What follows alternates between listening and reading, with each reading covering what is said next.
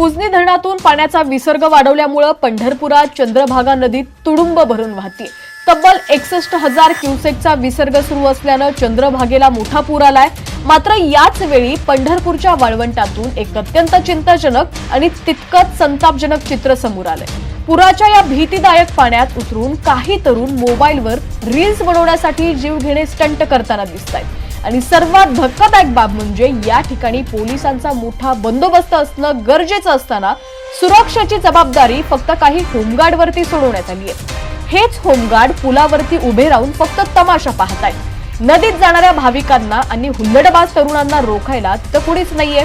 केवळ social मीडियावरच्या 4 likes आणि व्ह्यूजसाठी हे तरुण थेट चंद्रभागेच्या वेगात पुराच्या पाण्यात उतरून रील्स बनवतायत। जीवघेणे स्टंट सुरू आहेत। एका क्षणात पाय घसरला तरी थेट मृत्यूच्या जबड्यात जाण्याची भीती आहे।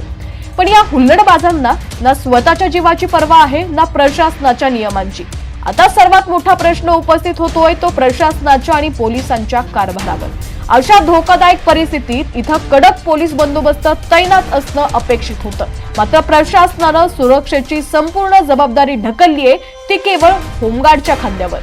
आणि हेच होमगार्ड पुलावर उभे राहून गपगुमान फक्त तमाशा पाहतायत। पुराच्या पाण्यात जाणाऱ्या भाविकांना स्टंटबाज तरुणांना अडवण्याची साधी तसदीही हे होमगार्ड घेत नाहीये। प्रशासनाचा हा हलगर्जीपणा उद्या एखाद्या मोठ्या दुर्घटनेला आमंत्रण देणारा ठरणार का, असा संतप्त सवाल आता पंढरपूरकर विचारत आहेत। चंद्रभागेला आलेला पूर पाहायला आणि दर्शनासाठी भाविक मोठ्या संख्येने येत आहेत। पण लाईक्सच्या मोहात अंध झालेले तरुण थेट पुराच्या पाण्यात उतरून स्टंट करतायत। पोलीस मात्र इथं गायब आहेत आणि होमगार्ड फक्त मुकदर्शक बनलेले आहेत। उद्या जर इथं कोणती जीवितहानी झाली तर त्याला जबाबदार कोण? प्रशासन एखाद्या मोठ्या दुर्घटनेची वाट पाहतंय का? हाच सर्वात मोठा प्रश्न आहे।